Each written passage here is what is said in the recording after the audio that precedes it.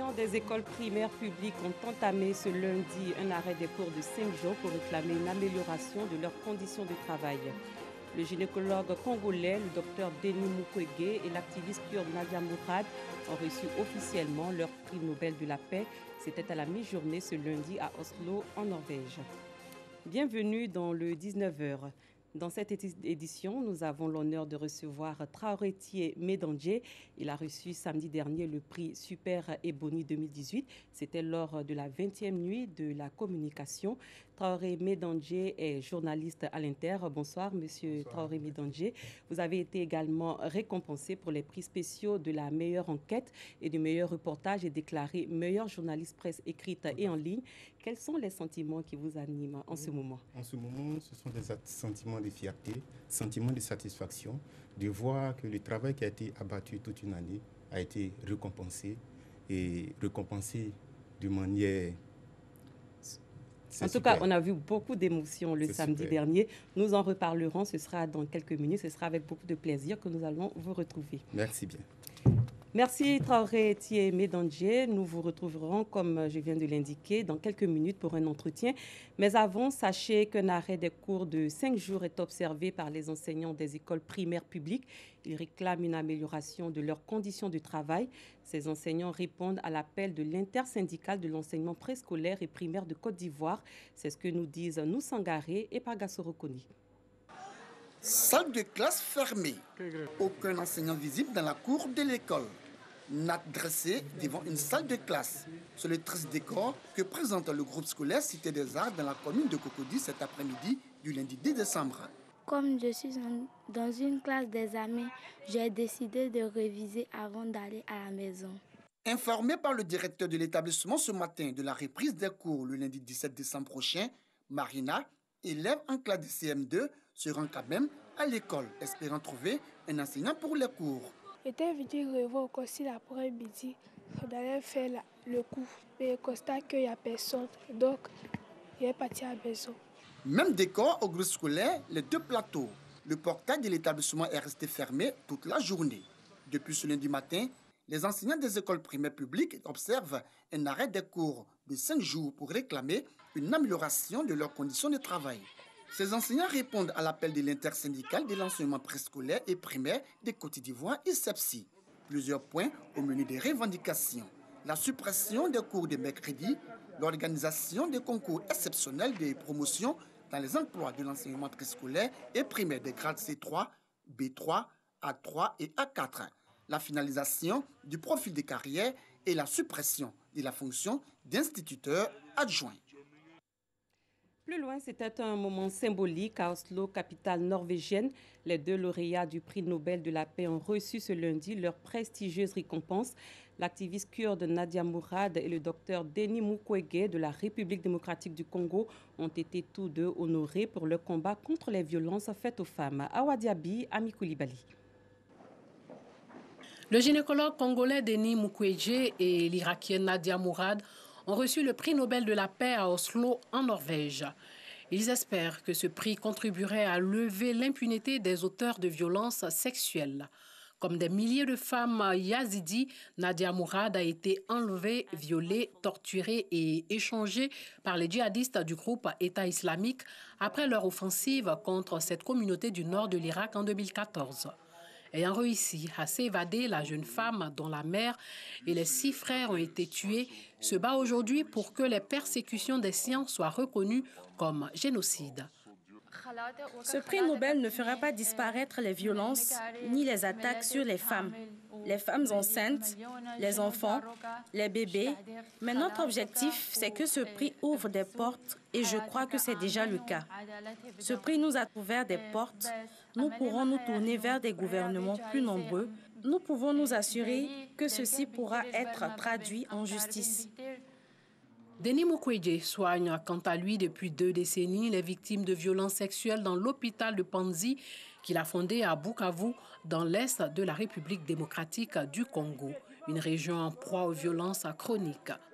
Et nous espérons que notre présence ici, c'est surtout pour que ce prix ne soit pas considéré comme une victoire en soi, mais que ça soit plutôt considéré comme un début d'un combat contre un mal qui ronge notre société, la violence faite aux femmes dans les conflits. Le prix consiste en une médaille d'or, un diplôme et un chèque de 9 millions de couronnes suédoises, 872 000 euros, soit plus de 572 millions de francs CFA.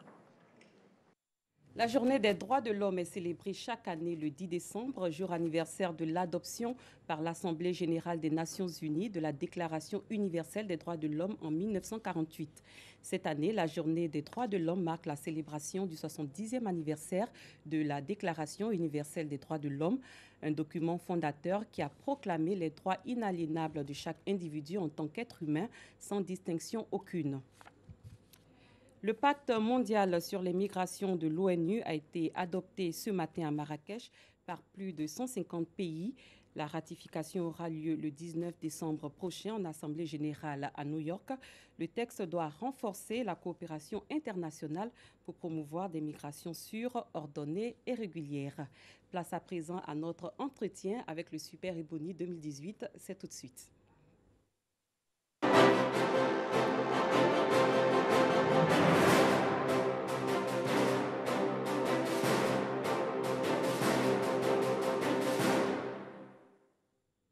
Traoré Médandjé, meilleur journaliste de Côte d'Ivoire, bonsoir. Bonsoir. Bienvenue sur ce plateau. Merci. Vous avez été désigné samedi dernier Super Ebony pour l'année 2018. Et vous allez bientôt recevoir 3 millions de francs CFA, une voiture ainsi que des dons divers, est-ce que je me trompe? Tout à fait. Alors, comment avez-vous vécu ce moment, le moment où on a prononcé votre nom sur le podium? Ce sont des moments, comme je le disais tantôt, d'intense émotion. Vu le travail abattu, je m'attendais plus ou moins à ça. Mais je dois dire qu'après le fait que j'ai raflé le prix de la meilleure enquête et du meilleur reportage, les dés étaient déjà pipés. Donc plus ou moins, il fallait s'attendre à ça. Donc ce n'était pas une surprise, mais c'est avec beaucoup de fierté, beaucoup de satisfaction que j'ai entendu mon nom. On l'a vu à l'antenne. Mais est-ce qu'il y a un moment qui nous a échappé, nous téléspectateurs? Oh, il n'y a pas eu de moment qui vous a échappé. Proprement parler. On a vu vraiment beaucoup d'émotions. Oui, beaucoup d'émotions parce que c'est un prix que je recherchais. C'était une ambition, c'était une vision que je me suis imposée ces dernières années. Et gloire à Dieu, c'est aujourd'hui chose faite. Vos efforts ont été récompensés. Alors parlez-nous de ce reportage qui vous a permis d'obtenir ce prix. D'où vous êtes venu l'idée de tourner ce reportage, de faire ce reportage? L'idée de ce reportage est venue simplement de statistiques. Vous savez, le Niger a adopté une loi criminalisant le trafic des migrants. Depuis lors, il n'y a pas eu de statistiques, d'études, d'enquêtes, d'investigations sur le terrain pour savoir, 2 ans après cette loi, quel était l'état des lieux. Est-ce que la loi avait réussi à freiner le trafic des migrants ou bien est-ce que les migrants ouest-africains et d'autres pays de l'Afrique transitaient toujours par le Niger pour se rendre en Algérie, en Libye, dans l'intention de traverser pour allier l'Europe, présentée comme étant l'Eldorado. Donc, il n'y avait pas de statistiques, il n'y avait pas d'études, il n'y avait pas de données. Donc, je me suis dit que l'état des lieux sur le terrain serait un travail pertinent pour permettre de disposer de données véritables sur le trafic des migrants au Niger. Et c'est ce qui a attisé votre curiosité. Tout à fait. Parlez-nous de la route de l'immigration clandestine. Selon nos informations, vous avez traversé le Niger, l'Algérie et la Libye. Comment vous avez vécu ce trajet? C'était des moments difficiles. J'ai fait le parcours du combattant que des milliers de migrants font au péril de leur vie. Vous savez, de la capitale du Niger, qui est Niamey, à Agadez, qui est la ville frontalière avec la Libye et l'Algérie, vous mettez 25 heures en car. Et vous êtes en plein désert, sans aucune escorte, sans aucune sécurité.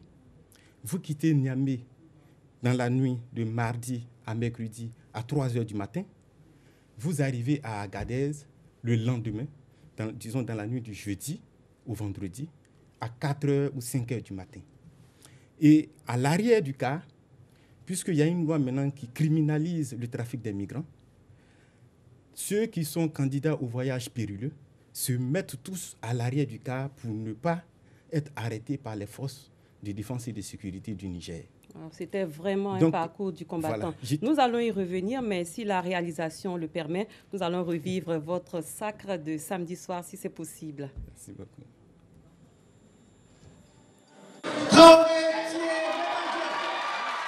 Traoré Thié Médandjé, Super Ebony 2018, meilleur journaliste des Côte d'Ivoire pour cette année. Journaliste au quotidien L'Inter, il succède à Koné Pargassoro, journaliste à la RTI Super Ebony 2017.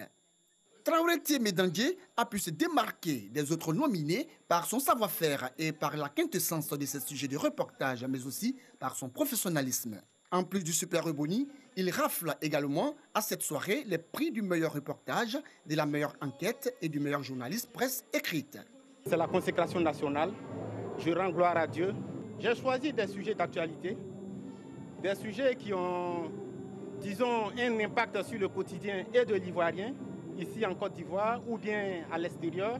J'ai choisi par exemple d'aller investiguer à la frontière de la Libye et de l'Algérie. Il fallait aller sur le terrain pour comprendre ce qui pousse ces Africains et ces Ivoiriens en particulier à choisir ce chemin périlleux qu'est l'immigration irrégulière, la migration clandestine. Donc voilà autant de sujets que j'ai pu travailler, que j'ai pu peaufiner. Et ce sont des dossiers de ce genre que j'ai présentés au prix Ebony. Et la récompense, c'est ce que je récolte aujourd'hui. Plusieurs autres journalistes récompensés à cette 20e édition de la Nuit des Ebony. Parmi eux, ceux de la radiodiffusion-télévision ivoirienne RTI. Serge Kouléa, meilleure production pour la lutte contre l'immigration clandestine. Christelle Menant, meilleure journaliste télé. Sita Soro de Radio Côte d'Ivoire, meilleure production pour la lutte contre le travail des enfants. Et Hamza Diaby, meilleur présentateur télé. Je suis déjà fier de m'exprimer là sur RTI2 parce que c'est par là que je suis passé. J'ai eu des chefs très bien. J'ai eu Kadi Fadiga qui m'a vraiment aidé à aller devant. Qui m'a donné ma chance la première fois sur RTI2 à 12h30. Et puis après j'ai fait le tour, RTI 1 et puis voilà jusque-là je continue de faire le travail qui m'est dévolu et puis j'essaie d'avancer avec cela, c'est tout, il n'y a pas de recette particulière. Cette soirée des récompenses des meilleurs journalistes des Côte d'Ivoire a été marquée par la célébration des 20 ans du prix Ebony. 20 ans, l'âge de la maturité, occasion pour la marraine, la première dame de Côte d'Ivoire, Dominique Ouattara, et Sidi Touré, ministre de la Communication et des Médias, d'inviter les journalistes à plus de professionnalisme dans l'exercice de leur métier. La presse ivoirienne face aux défis du numérique. C'est le thème retenu pour cette 20e édition. Nous venons de le voir dans le reportage, vous êtes revenu sur le sujet qui vous a consacré. Aujourd'hui, la question des migrants clandestins préoccupe nombre de gouvernements africains. Quel message avez-vous à leur endroit? À partir de l'état des lieux que j'ai eu à réaliser sur le terrain, il faut simplement dire aux migrants, aux candidats à ce voyage périlleux, que des opportunités existent dans nos pays. Il faut simplement un peu d'imagination, un peu de tact, beaucoup d'intelligence pour explorer ces opportunités qui existent. Et le bonheur viendra. Le bonheur n'est pas forcément en Europe. Le bonheur n'est pas forcément ailleurs. Le bonheur est chez soi. On le construit au prix du travail, au prix de l'abnégation, au prix de la persévérance. Le message est clair. Alors, comment comptez-vous désormais porter haut le flambeau du Super Ebony 2018 ? Vous êtes désormais l'ambassadeur de la marque Ebony. Tout à fait. Tout à fait. L'ambition me porte toujours. Aujourd'hui, je vise l'Afrique. Je compte aussi rentrer dans le milieu, le cercle des journalistes écrivains. Donc, il y a beaucoup d'ambition après ce sacre pour honorer le prix que je porte aujourd'hui. Parlez-nous de vous, Médandjé Thié Traoré. Êtes-vous marié? Quelle est votre situation familiale?